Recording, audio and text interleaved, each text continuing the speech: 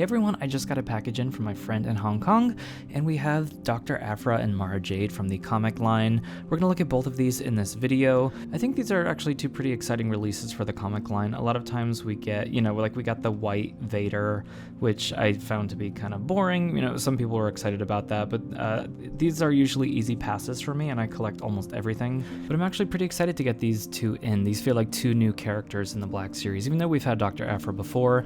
Jade, of course, is a new figure in the Black Series line, even though we technically had her in the 3.75-inch Black Series line, but that was a weird time. By the way, if you guys don't mind hitting that subscribe button so I can continue to do videos like this of brand new Black Series figures, that would be greatly appreciated.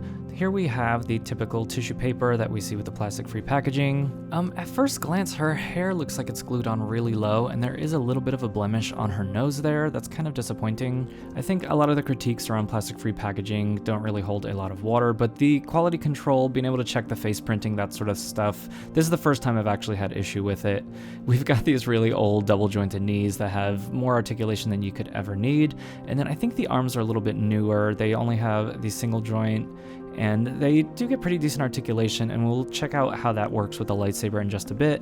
The legs are a little bit wonky. They're just, that dated sculpt that definitely shows its age. She has this little scarf up here by her neck that has the goggles. They are two separate pieces, but they are glued together, but you're not going to be able to fit those goggles over her head either way. But it's kind of a cool separate piece that I think would look nice for customs.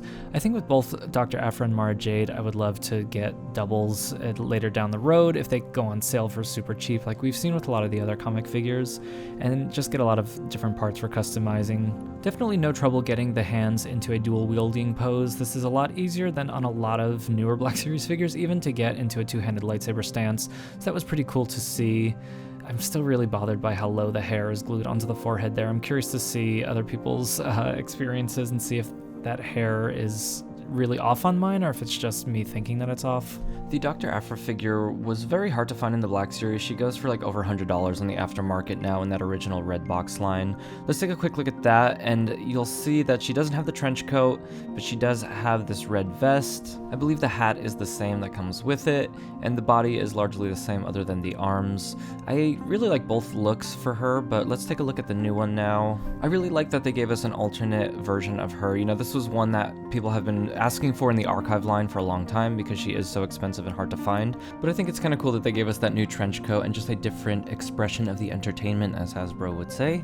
There really is something about these older sculpts that just is a bit frustrating. Like, her legs were so weird out of the box, and feels like one of them is way longer than the other. I had to fiddle around with this for a while to kind of understand what was happening here, but I basically can't get her hips to sit straight.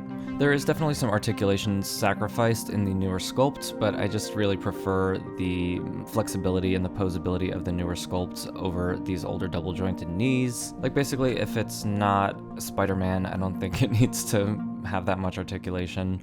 The little overlay helmet piece, it's a nice soft rubber, so it has no trouble squeezing over her hair and having a snug fit. This scarf is a fully separate piece, so that'll be great for customizing. I think that looks a lot better than the one that came with Cobb Vanth, for example. And then the shoulders are just standard shoulders, but the trench coat is going to hinder articulation anyway. And you can't take off the trench coat, because then she will just have those puffy sleeves with a regular shirt. This body is mainly reused from the Jaina Solo, I believe, which I think had already been reused before. I think maybe Dr. Aphra was reused of Jaina Solo. Remind me in the comments if you know, because I wasn't collecting back then when those figures came out. One notable feature of this body is the ab crunch at the waist that is very similar to some of the older Marvel Legends figures. This does create a pretty noticeable articulation line at the waist, but you do get some crazy sitting articulation here.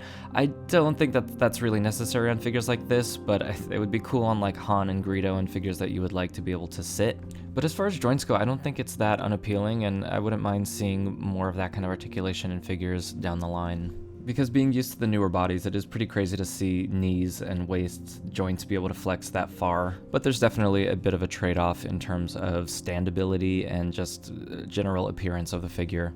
But let's see how these figures look with some of the other ones that you will be posing them with, such as 000, NBT, your friendly neighborhood psychotic assassin droids. I don't have too big of an attachment to these characters, but I do think that they look really cool on the shelf together. I couldn't find my comic book Luke figure. I think that I may have ripped it apart for a custom at some point, so I need to pick that one up if I see it out in the wild, or if it goes on sale again for like $10 like it tends to do. But Mara Jade was such an overdue and obvious choice to include in the comic book line. I can't believe that we got characters like Jaina Solo and Dr. Aphra before we got Mara Jade, years before. It's really also nice that both of these figures came out of the package looking very matte. I didn't have to do any spraying or anything like that on these figures, so that's always nice to see. If you guys hit that like button, it really helps out the channel. Subscribe if you have not already. Thank you all for watching, and I'll see you all next time.